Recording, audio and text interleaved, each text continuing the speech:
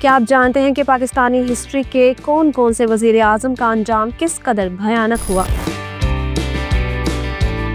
ایک وقت میں پورے ملک پر راج کرنے والوں کا آخر میں حال کیسا ہوا اور وہ کس حالت میں دنیا سے گئے؟ کس وزیر اعظم کی بستر مرگ پر روح پرواز ہوئی اور کسے بھرے مجمع میں اڑا ڈالا گیا؟ پاکستان کے ایسے کتنے وزرائے اعظم ہیں جنہیں یہاں کی سرزمین میں دفن تک نہیں ہونے دیا گیا؟ یہی سب کچھ ہم آج کی ایکسکلوسیو ویڈیو میں آپ کے ساتھ شیئر کرنے والے ہیں۔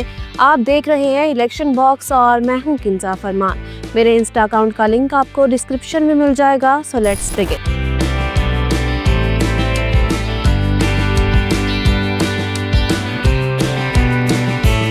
سیاست کس ہنرمندی سے سچائی چھپاتی ہے کہ جیسے سسکیوں کی آواز شہنائی چھپاتی ہے۔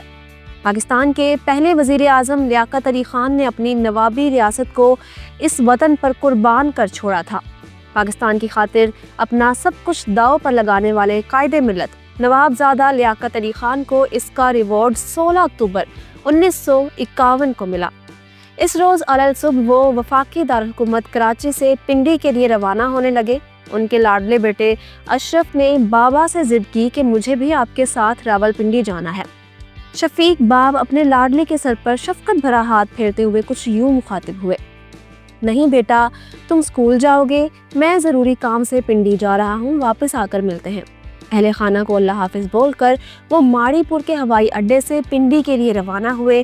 شام کو کمپنی باغ کے جلسے میں وہ تقریر کرنے مائک پر آئے۔ ابھی زبان سے برادران ملت کے الفاظ ہی جاری ہوئے تھے کہ جلسے میں موجود ایک افغان شہری سید اکبر نے ان پر 2 گولیاں چلائی۔ قاتل کو بھی موقع پر دبوچ کر مار ڈالا گیا۔ اگلے چند گھنٹوں میں پاکستان کے پہلے وزیر اعظم کے جسد خاکی کو راولپنڈی سے کراچی لایا گیا۔ 17 اکتوبر کو ان کے جنازے میں قریباً 2 لاکھ افراد نے شرکت کی اور انہیں اپنے سیاسی رفیق قائد اعظم محمد علی جناح کے پہلو میں سپرد خاک کیا گیا۔ قائد ملت کے بعد خواجہ ناظم الدین کو پاکستان کا دوسرا وزیر اعظم بنایا گیا۔ پاکستان کے اس شریف زادے پرائم منسٹر کو ایک انتہائی چالاک بیوروکریٹ ملک غلام محمد سے واسطہ پڑا، جو کہ بدقسمتی سے پاکستان کا گورنر جنرل بن بیٹھا تھا۔ پاکستان کے تہجد گزار اور نمازی وزیر اعظم خواجہ ناظم الدین اسی گورنر جنرل کا سافٹ ٹارگٹ بنے۔ خواجہ صاحب کی شرافت کا اندازہ یوں لگا لیں کہ چند برس بعد جب ملک غلام محمد فوت ہوئے تو ان کے گھر سب سے پہلے پہنچنے والے اور تجہیز و تدفین کے انتظامات کو سنبھالنے والے یہی خواجہ ناظم الدین تھے۔ خواجہ ناظم الدین نے 22 اکتوبر 1964 کو 70 سال کی عمر میں اپنی آخری سانسیں لی۔ وہ بنگلہ دیش کے دارالحکومت ڈھاکہ میں واقع موزیلیم آف 3 لیڈرز میں مدفون ہیں۔ خواجہ ناظم الدین کے متبادل کے طور پر محمد علی بوگرا کو امریکہ سے امپورٹ کر کے وزیر اعظم بنوایا گیا تھا۔ صاحبزادہ محمد علی بوگرا بنیادی طور پر ڈپلومیٹ تھے۔ وہ کئی ممالک میں پاکستانی سفیر بھی رہے۔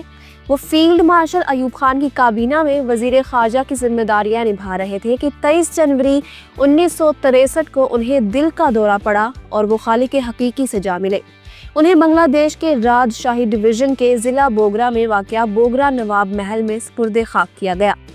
محمد علی بوگرا کی کابینہ کے وزیر خزانہ چودھری محمد علی پاکستان کے 4تھے وزیر اعظم بنے۔ جلندھر کی ارائن برادری کے سپوت چودھری محمد علی بھی بنیادی طور پر بیوروکریٹ تھے۔ قیام پاکستان کے وقت وہ انڈین سول سروس کے سینئر ترین آفیسر تھے۔ چودھری محمد علی شاید پاکستانی تاریخ کے وہ بدقسمت وزیر اعظم گزرے ہیں جنہوں نے عوام میں غیر مقبولیت کی وجہ سے 8 ستمبر 1956 کو اپنے عہدے سے استعفیٰ دے دیا تھا۔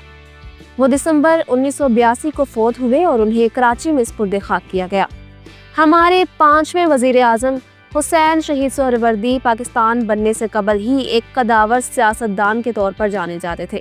وہ وزیر اعظم بنگال، صوبائی وزیر، MLA اور کولکتہ شہر کے ڈپٹی میئر بھی رہے، جبکہ قیام پاکستان کے بعد وہ کئی اہم وزارتوں میں کام کرنے کے علاوہ اپوزیشن لیڈر بنے۔ حسین شہید سہروردی پاکستانی ہسٹری کے وہ پہلے وزیر اعظم تھے جنہیں غدار پاکستان کہا گیا۔ بتایا جاتا ہے کہ جمہوریت کا نام جپنے والے حسین شہید سہروردی کو پاکستان میں مارشل لاء کے نفاذ کا بہت زیادہ دکھ تھا۔ وہ 5 دسمبر 1963 کے روز لبنان کے دارالحکومت بیروت کے ایک ہوٹل کے کمرے میں مردہ پائے گئے۔ مسٹر سہروردی کو فیلڈ مارشل ایوب خان نے مزار قائد میں دفن تک نہیں ہونے دیا تو پھر انہیں ڈھاکہ میں خواجہ ناظم الدین کی آخری آرامگاہ کے ساتھ سپرد خاک کیا گیا۔ ان کی صاحبزادی بیگم اختر سلیمان بتایا کرتی تھی کہ میرے والد طبعی موت نہیں مرے تھے بلکہ انہیں باقاعدہ پلاننگ کے ساتھ مروایا گیا۔ یہاں میں آپ کے علم میں لاتے چلوں کہ بنگلہ دیش کے دارالحکومت ڈھاکہ میں واقع موزیلیم آف 3 لیڈرز میں تیسرے مدفون لیڈر کا نام شیر بنگال فضل حق ہے۔ سہروردی کے بعد ابراہیم اسماعیل چندریگر پاکستان کے چھٹے وزیر اعظم بنے۔ آئی چندریگر صرف 55 دنوں تک ہی پاکستان کے وزیر اعظم رہے۔ وہ مشہور قانون دان تھے۔ قیام پاکستان سے پہلے وہ ممبئی اسمبلی کے MLA بھی رہے۔ بتایا جاتا ہے کہ مسلم لیگی وزیر اعظم آئی چندریگر فاطمہ جناح سے ملاقات کا ٹائم لیتے رہے لیکن محترمہ ان سے ملنا ہی نہیں چاہتی تھی کیونکہ مسٹر چندریگر سکندر مرزا کے بلو آئیڈ تھے اور فاطمہ جناح کی رائے میں صدر میجر جنرل سکندر مرزا پاکستان کے ساتھ وفادار نہیں تھے۔ ایک روز وزیر اعظم چندریگر اپنی کابینہ کے لاؤ لشکر کے ساتھ سرکاری گاڑیوں میں بیٹھ کر فاطمہ جناح سے ملنے ان کے گھر چلے آئے۔ فاطمہ جناح نے انہیں بالکل بھی ٹائم نہیں دیا اور وہ کچھ دیر گاڑی میں انتظار کرنے کے بعد وہاں سے چلتے بنے۔ مسٹر چندریگر ستمبر 1960 میں انتقال کر گئے اور وہ کراچی میں مزار قائد کے احاطے میں سپرد خاک ہیں۔ ہمارے 7ویں وزیر اعظم ملک فیروز خان نون وزارت عظمیٰ سے قبل پاکستان کے وزیر خارجہ، مشرقی پاکستان کے گورنر اور وزیر اعلیٰ پنجاب بھی رہے۔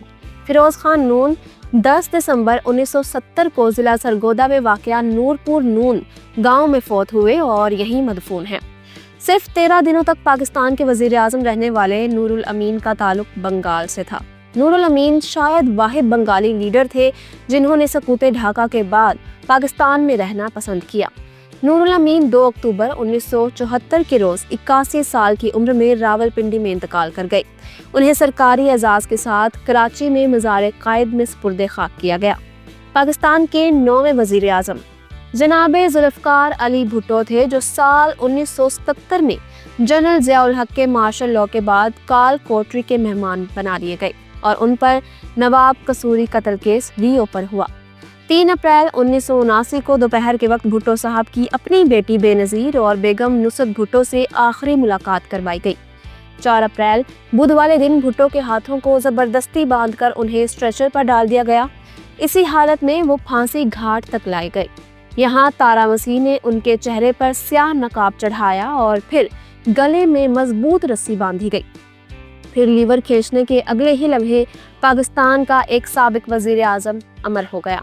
یہاں میں آپ کے علم میں لاتے چلوں کہ بھٹو صاحب کی پھانسی کی خبر سب سے پہلے آل انڈیا ریڈیو نے نشر کی تھی۔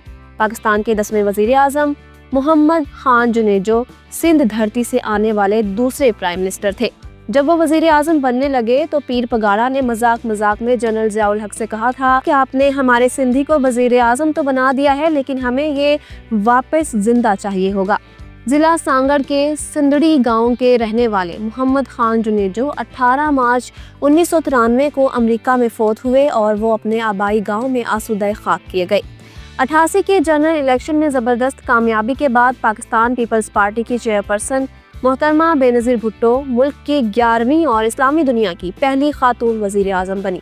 بے نظیر بھٹو 27 دسمبر 2007 کے روز راولپنڈی میں دہشت گردی کا شکار ہو کر جاں بحق ہوئی۔ محترمہ بے نظیر بھٹو اپنے آبائی گاؤں گڑی خدا بخش میں اپنے والد، والدہ اور بھائیوں کے ہمراہ مدفون ہیں۔ پرویز مشرف کے دور حکومت میں 2002 میں جنرل الیکشن ہوئے جس کے بعد میر ظفر اللہ خان جمالی پرائم منسٹر بنے۔ جمالی صاحب اب تک کے وہ پہلے وزیر اعظم گزرے ہیں جن کا تعلق صوبہ بلوچستان سے تھا۔ وہ آخری مرتبہ 2013 کے جنرل الیکشن میں MNA بنے تھے۔ آپ کو یاد ہوگا کہ نواز شریف کے تیسرے دور حکومت میں قومی اسمبلی میں تحفظ ختم نبوت کے قانون میں ترامیم کی باز گشت سنائی گئی تھی۔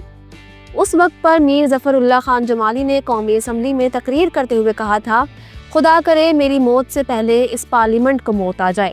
میں ایسی اسمبلی کا حصہ نہیں بن سکتا جو ختم نبوت کا دفاع تک نہ کر سکے۔ تب وہ قومی اسمبلی کی رکنیت سے مستعفی ہو گئے تھے۔ 2 دسمبر 2020 کو ٹی وی چینلز پر یہ بریکنگ نیوز چلی کہ سابق وزیر اعظم پاکستان میر ظفر اللہ خان جمالی 76 برس کی عمر میں خالق حقیقی سے جا ملے۔ انہیں نصیر آباد میں آبائی گاؤں میں منو مٹی تلے دفنایا گیا۔ میں امید کرتی ہوں کہ یہ ویڈیو آپ کو پسند آئی ہوگی۔ اگر آپ عمران خان کی سابقہ اہلیہ جمائمہ گولڈسمتھ کے دلچسپ حقائق جاننا چاہتے ہیں تو یہاں اوپر کلک کریں۔ مریم نواز کے فیکٹس کے لیے یہاں نیچے، اور بشرا بی بی کی سٹوری آپ کو یہاں ملے گی۔ الیکشن باکس سبسکرائب کر لیں اور ہماری ویڈیوز دیکھتے رہیں۔ اللہ حافظ و ناصر۔